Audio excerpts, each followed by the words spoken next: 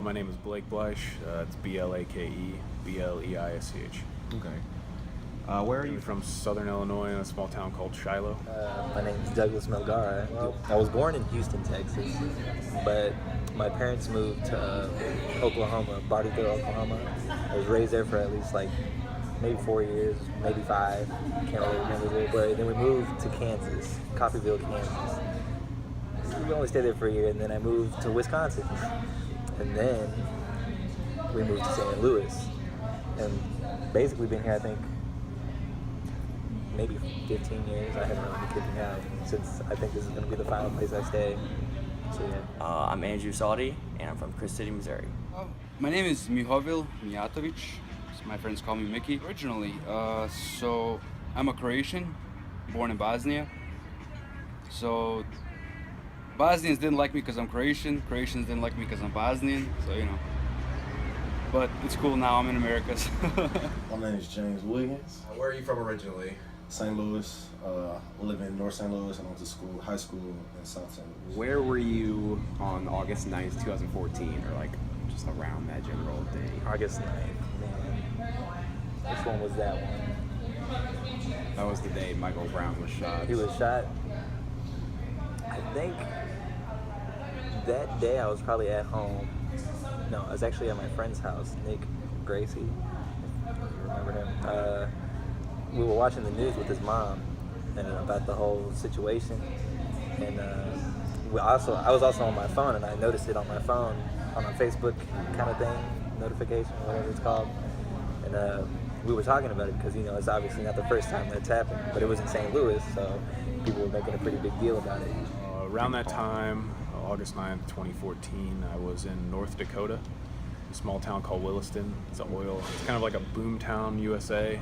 I was actually working at the plaza, and I was on my way to get Chipotle, and I was listening to the radio, and they were talking about it, and I was like, oh shit, it was some crazy stuff. But yeah, I was at home. I was actually at home about to leave to go to the gym, go to play some basketball. How long did it take you to hear about the incident between Officer Darren Wilson and Michael Brown? It took me about a week to hear about it. I heard it from some teachers or something. I would say I was working long hours up there, so I didn't probably hear about it until maybe that following night. I kind of briefly heard about it, but I wasn't sure exactly what happened. I thought I was the first one to find out, just because I'm not sure exactly what time it happened, but when I got into the car, I was listening to 104.1, and they were talking about it it was he was still on the ground, when they were talking about it. Oh, man, it was almost right away. One of my friend's younger brothers was his cousin. I found that out a little bit later, but I saw that on Facebook he had shared a video. Then immediately I saw up and down my TL numerous videos, captions saying that unarmed teenagers been shot by a police officer after putting his hands up, something like that. What was your initial reaction to the situation? I guess really kind of nonchalant, because like I said, it wasn't the first time it happened. I wasn't expecting it to be big. It was obviously sad, but I don't know. Maybe because my own racial terms, it's not as impacting as it would be to most of my friends who are African American. So it was sad. Another innocent life taken. I've heard of police shootings before that incident, but I don't think I heard it to the extent of this one. Yeah. Just because it was very close to home. Yeah. You don't really think about that kind of stuff happening in your own backyard or right across the road or in the same neighborhood you live in. So, it definitely was. Can't say I wasn't surprised, but it was definitely kind of a little bit of a shock that it happened in St. Louis. I was really shocked when it happened, and I was really shocked about how mass coverage it was, on Twitter and Facebook and everything. That's about it, though. Shocked. I was really whoa, the way they were talking about it on the radio, he was when he got shot, he was laying on the ground in the middle of the street for hours. I mean, for hours. And, you know, usually when somebody dies, usually the paramedics come or something and they pick up the body or they cover it up or something, and, you know, like they take it to the morgue. I don't know what, you know, whatever happens. But in this case, you know, they left him on the ground laying there for hours. And I just thought about it, like, just imagine, like, if you live right down the street and you're driving and you just see this body, you know, like, or like, what if you're driving your kid and they have to see that, you know? So How much attention did you pay to the situation? Paid a good deal of attention just because it was in Ferguson and they were going through, you know, they had the riots and stuff like that. So I had friends that live over there. So when we was going to the gyms in the evenings, they had to leave earlier, or they had to take a different route home, or they had to just stay with somebody else because they ended up putting a curfew out. My uncle's also a police officer, so we used to talk about, you know, we had family functions and stuff like that. We used to talk about the situation. We used to talk about how things were going and how police officers, how animosity was being built up towards police officers, especially around that time. So I paid a pretty good amount of attention to it. a lot. I think everybody paid a lot of attention to it. I mean, it was, even my cousins knew about it in Croatia, you know, like, they called me about it, you know, especially like when the riots started happening. They were like, are you guys okay, you know, like, so I mean, like, yeah, it was, you know, I paid attention to it a lot, and I mean, there's really no way you couldn't, you know, I mean, it was all over the place. Throughout the course of the next 3 months, did your feelings or opinions on the situation change at all? I can't say it changed too much just because I didn't know a lot about what happened. Okay. Like I said, at first it wasn't too out there for me, but as time progressed, it started to become more of an impact to me because as I noticed that most of my African American friends I'm more connected to my African American friends. I don't know. I really didn't have any opinions on it. I didn't pay too much attention to like the details of it because, to be honest, it didn't affect me. So since it didn't affect me, I watched it and I paid attention to what was happening with the people and everything, but it really didn't like have a perspective on that. I don't know, because I mean, I kind of started becoming angry. Not angry, but in a way, like, I guess you could say angry, like, at the people that were rioting. Like, I didn't think that was necessary, you know? Like, it was just, like, why? You know what I mean? Like, why do that? Well, I kind of kept, because I didn't know much, like, as things kept unraveling, I still didn't know much, you know what I'm saying? My whole train of thought was we don't have enough details. And people kept saying, well, he needs to go to jail, and then, you know, when I talk with my mom or I talk with my uncle about it, and they'll just be like, there's just not enough evidence and stuff to really convict them, or they just don't have what they need to really send them to jail for what they wanted to send them to. And What was your reaction to the non-indictment of Officer Darren Wilson? To be honest, I couldn't believe it, especially after hearing what happened. And somebody without a weapon being shot by a police officer is kind of hard to believe.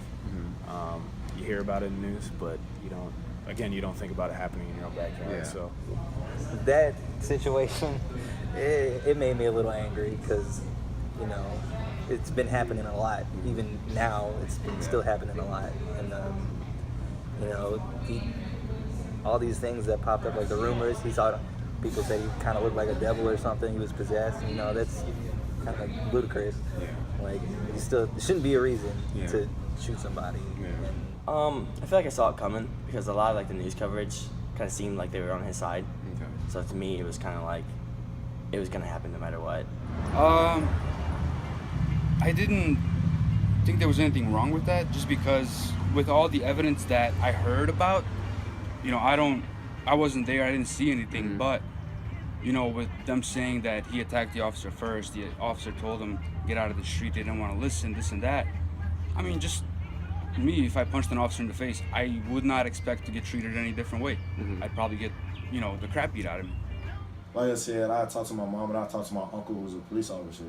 We had numerous conversations, and obviously a police officer is going to have more insight than somebody that not only doesn't have any type of law practice or anything like that, just looking from the outside in. I figured that there wasn't going to be an indictment just because, like I said, I talked to my uncle and he said there's just not enough substantial evidence to really for them to get a clear indictment. How did you feel about the reaction in Ferguson? I thought it was crazy. I wasn't expecting it to escalate like that, especially in St. Louis. I wouldn't expect that one to be the trigger for everything. I think that was probably the trigger for all these situations happening throughout the United States. But it was crazy. Everybody was rioting, breaking, kind of finding an excuse to get free stuff too. But that's between them, not me. So when I guess I have to put it in the context of how the media framed it. They made it seem like it was a very out of control situation, like it was the whole town of Ferguson was burning down, when in reality it wasn't. But I didn't know that. I just saw what the news was showing. Yeah. So what did you think whenever you saw it? I thought I was like, I texted my buddy. I'm like, do you know what's going on in Ferguson right now? He's like, yeah, I heard about it, but he's like, it's really not that big of a area that's happening. I'm like, really? It's like the news make it seem like it is. Again, I really saw that coming again, especially since we were down kind of near Ferguson for this basketball tournament. We had to jump on our bus. As soon as we jumped on our bus, we hear that's when they made the announcement. So our bus driver went fast back to where we're from. I thought, like I said, it was the wrong course of action. Protest is fine. Uncensored media news from the people is fine. Taking a stand is fine, but destroying your neighborhood and destroying businesses and stuff like that. What's that really going to get you? Now you just got to come out. Now you got to come out of more money to either repair, rebuild, or figure out something to put in the spot you just destroyed. More than 2 years later, do you see the situation any differently? In what way? Different than how you did at the time. Now the dust has settled. I mean, everything's calmed down. I don't think anything got solved. Things like this are still happening. I don't think. If anything, I think a little bit of light has been shined on, let's say, racism in America. I do a little bit now. I grew up since then, I think, so I kind of see it more of a hate crime now. Back then, I kind of saw it just as someone got shot, and now with everything that's happened, I kind of see more perspective of why people got upset about it. What sort of impact you believe Ferguson made on Americans? Well, it definitely burned Ferguson down, but impact on Americans, I guess maybe it definitely shined a light on people and what's going on, but I don't think it was a good impact though. I maybe in Ferguson, I don't know how it is over there. I haven't been there in a long time, but I feel like they probably got together and they, that community as itself, I feel like it probably brought them together. I think it shed a light on things that were definitely, I guess, swept under the rug before. You definitely didn't see a lot of policing policies and procedures being questioned too much before until incidents like this. And then it also puts into perspective, kind of sheds a light on what's going on within black communities in America a lot more. Because again, you didn't hear too much about that. that's another 50-50 question. If your views, it's either you're with the cops or you're with the community. If you're with the community, I feel like because of this situation, everybody's kind of coming together, for real, trying to make a difference in different ways. Some you might not agree with, some you don't. It's all opinion. And then the people with the police, kind of the same situation, but I just think the community is kind of finally coming together because of this whole situation. Started it all, I feel like, and we've seen a lot more of the black community come together. I think it was kind of I don't want to say eye-opening experience, but it definitely helped spark more conversation recently. It helped spark protests put on by several different individuals. Kaepernick, for example, helped protest, and I think it really this past year, social justice is really kind of taking a forefront, especially in media. You've seen the Heineken commercial and a lot of the commercials during the Super Bowl. So I think it definitely helped shine a dimming light on social justice. I think when the Trayvon Martin situation happened, people were all for change and stuff like that, but then the conversation slowly dimmed down, and now I feel like the Ferguson has helped shine that light even brighter on the situation. Definitely gotta, it's gonna take more time before anything gets figured out. So.